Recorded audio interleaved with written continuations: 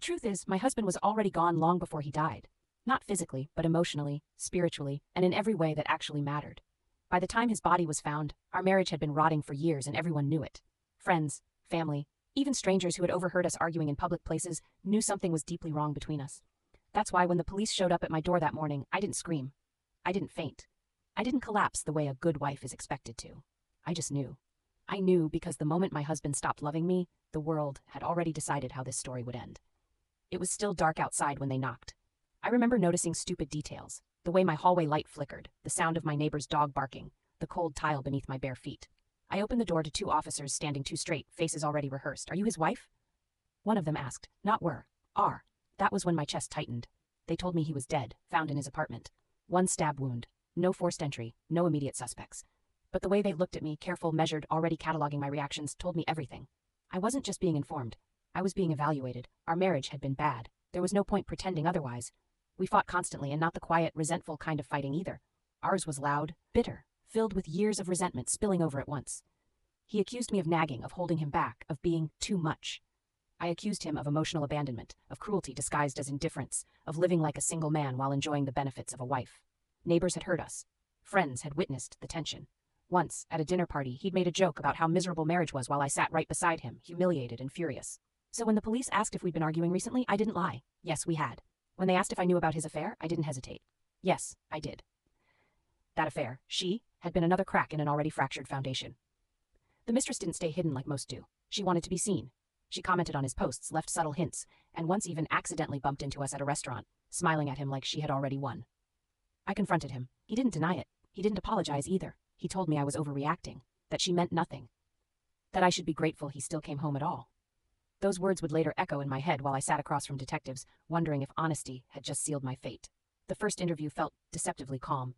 They asked about my schedule, my whereabouts, my relationship. I answered everything. I had nothing to hide, or so I thought. But then they asked about the last argument. I remembered it vividly. We had screamed at each other over the phone. I told him I was done being humiliated. He told me I was pathetic. I said something I shouldn't have. Something angry, something said in pain. "I'm done with you," I had yelled. To the police it sounded like motive. To the world it sounded like a threat. And then came her, the mistress. She was already at the station when I arrived the next day, wrapped in grief like a costume. Red eyes, shaking hands, a soft, trembling voice. She spoke about him like he was the love of her life, like I had been some cruel obstacle standing in the way of destiny. She told them she was scared of me. She said I was unstable, jealous, unpredictable.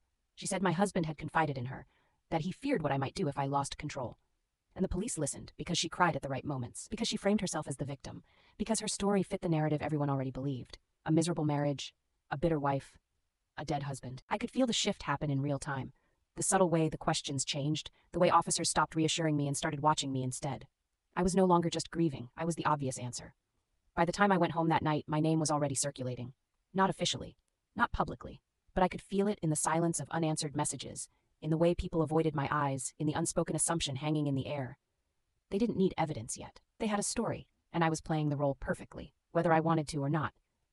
The days after my husband's death didn't blur together the way people say they do. They sharpened. Every hour felt etched into my memory with cruel precision, because every moment I was aware of being watched. The police called it routine follow-ups. The media called it developments. My neighbors called it silence. I called it a slow suffocation. Detectives returned again and again, each visit more invasive than the last. At first, it was questions I had already answered. Then it was questions phrased differently. Then it was questions that weren't really questions at all. They were suggestions dressed up as curiosity. "Are you sure you don't remember stopping by his place that night?" Sometimes anger makes people forget details. Grief can block out unpleasant memories. They weren't accusing me outright. They were planting doubt. Not just in their minds, but in mine. I began replaying everything, every argument, every word, every slammed door. I wondered how easily anger could be reshaped into intent by someone who wanted to believe it. Meanwhile, she was everywhere. The mistress spoke to the police multiple times, each interview more emotional than the last. She described me with careful cruelty, never overtly insulting, always concerned. "She scared me," she said softly. I tried to calm him down. I worried something terrible would happen. She framed herself as the quiet observer to my supposed instability, the gentle presence in his life that I had failed to be. And the media ate it up. Headlines didn't say I killed my husband. They didn't have to. They said things like, "Sources say marriage was volatile. Affair reveals emotional turmoil before death. Wife questioned again as investigation continues." Every article added weight to the noose tightening around my reputation. I stopped going out. I stopped answering calls. Even my family grew distant. Not hostile, just careful. As if loving me too loudly might implicate them. The loneliness was suffocating, and grief, real grief, became dangerous. If I cried too much, I looked unstable. If I didn't cry enough, I looked cold. If I defended myself, I looked defensive. If I stayed silent, I looked guilty. There was no correct way to be innocent. The police searched my phone, they found angry messages, they found vents sent to friends, they found desperation, they found exhaustion. What they didn't find was intent. But intent can be implied.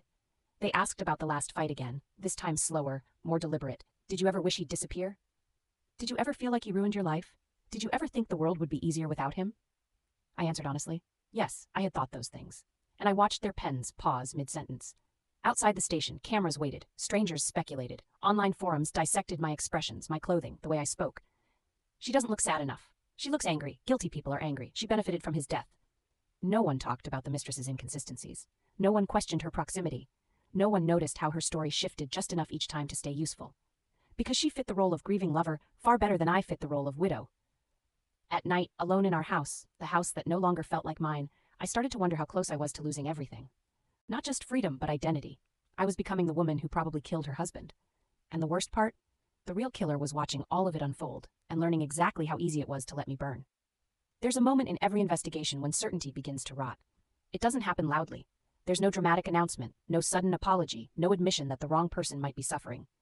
It happens in silence, in glances exchanged between officers, in questions that suddenly change direction, in details once dismissed that begin to feel heavier than they should. That moment came for me on a Tuesday afternoon, in an interrogation room that smelled faintly of stale coffee and disinfectant. I was answering the same questions again, where I had been, who I spoke to, how angry I truly was, when one of the detectives paused. Not dramatically. Just long enough to break the rhythm. Did your husband ever say he was afraid of you? To you? The question startled me. No, I said. Never. He wasn't afraid of me. He was dismissive, arrogant, cruel sometimes. But afraid? No. The detective nodded slowly, like he was filing something away. That was the first crack. Up until then, the mistress's narrative had gone unchallenged, that my husband feared me, that I was volatile, that I might snap. But as the investigators revisited older messages, older emails, older conversations, something didn't align. My husband had complained about me, often, but never once did he describe fear. He described annoyance, resentment, superiority. Fear didn't fit. And then there was the timeline. The mistress claimed she hadn't seen him the night he died. She said they argued earlier that week, that she was heartbroken but staying away out of respect. But phone records showed a call from him to her less than an hour before his estimated time of death. A long call. Long enough to argue. Long enough to end something. Security footage from nearby streets had initially been dismissed, poor quality, partial angles. But when investigators reviewed it again, they noticed a familiar shape. A car similar to hers, passing by once, then again. She had insisted she stayed home. She hadn't. Still, no one rushed to clear my name. Suspicion doesn't retreat easily once it's been fed. Instead, the police widened the scope. Quietly. Subtly. They re-interviewed neighbors near his apartment, and that's when things truly began to unravel. One neighbor mentioned hearing a woman screaming the night of the murder. Not the deep, furious shouting associated with me, but a sharp, frantic voice. Another recalled footsteps rushing down the stairs. Someone else remembered a car idling unusually long outside. None of them described me. Meanwhile, the mistress grew restless. She began calling detectives more frequently, checking in, asking if they needed anything else from her. She cried again, harder this time. She emphasized how much she loved him, how devastated she was, how dangerous I had always been. Too much. Grief doesn't need reinforcement. Lies do. The police started noticing how often she steered conversations back to me, how eager she was to remind them of my anger, my words, my supposed instability. And then they found the emails, drafts he never sent, messages to a friend where he admitted the affair had been a mistake, where he described her as clingy, emotionally draining, and no longer adding anything to my life. He wrote that he was ending it, that he had already tried, that she refused to accept it. Suddenly, motive had a new face, and I felt something I hadn't felt since the investigation began. Hope. But hope was dangerous. Because even as the truth edged closer, the damage had already been done. I had lost friends. I had lost privacy. I had lost the benefit of the doubt. I had learned something horrifying. Innocence doesn't protect you once suspicion decides you're convenient. And somewhere out there, the woman who had almost ruined my life was beginning to realize that the story she had built was collapsing, which made her desperate. And desperate people make mistakes. The shift wasn't announced. No one came to my door with an apology. No officer sat me down and said we were wrong. Instead, the tone changed. Like a room after a storm breaks a window. Quieter, more careful, less sure of itself. The questions I was asked were no longer traps. They were confirmations. Did your husband ever mention wanting to end the affair? Did he say she was unstable? Did he ever express concern about her reaction? These were questions they should have asked months ago. While I sat in legal limbo, the mistress was unraveling. She began contradicting herself, small things at first. A detail about when she last saw him, whether he sounded angry or apologetic on the phone, whether she was home alone or out driving to clear her head. Each version was close enough to the last to sound believable, but not identical. And lies hate precision. The forensic team re-examined evidence that had been overshadowed by the narrative built around me. The wine glass, they'd tested it for my prints, they'd tested it for his, but now they tested it again. Her DNA was there, not just a trace, a clear recent presence. She claimed she hadn't been in his apartment for days. The evidence disagreed. Then came the autopsy clarification. The time of death had a narrower window than initially believed, a window that placed me miles away, verified by receipts, cameras, and witnesses, but it placed her right there. Still, the most damning moment didn't come from science. It came from fear. She showed up unannounced at the police station, crying harder than before, talking faster, asking questions no one had asked her, panicking over details that hadn't been released to the public. She knew too much. She asked whether they had found the knife yet. There was no public mention of a knife. The room went still. That was the moment. From that second on, the investigation wasn't circling me anymore. It was hunting her. They brought her in for a formal interview, not as a grieving lover, but as a person of interest. And without her rehearsed victim narrative, she cracked. She spoke about how he had promised her a future, how he told her she mattered, how she gave up everything for him. And then her voice changed. She talked about the email she found, the one where he wrote about ending things, about how she wasn't adding value anymore, about how he wanted his life back. That phrase haunted her. Adding value. She said it like it had stabbed her. She admitted they argued that night. She admitted she went to his apartment. She admitted she begged. She admitted she screamed. And finally, she admitted she lost control. It wasn't planned, she said. It never is. By the time they arrested her, the story that nearly destroyed me had already collapsed into ash. But freedom didn't feel like victory. Because even as I was cleared, formally, publicly, the damage lingered. Headlines don't erase themselves. Whispers don't apologize. I had survived something worse than grief. I had survived being almost erased by someone else's lie. And as she was led away in handcuffs, eyes wild, mouth still forming excuses, I realized something chilling. She didn't just kill my husband. She tried to replace me as the villain of her story. And she almost succeeded. The day my name was officially cleared didn't feel triumphant. There were no cheers, no dramatic music, no sense of closure the way movies promise.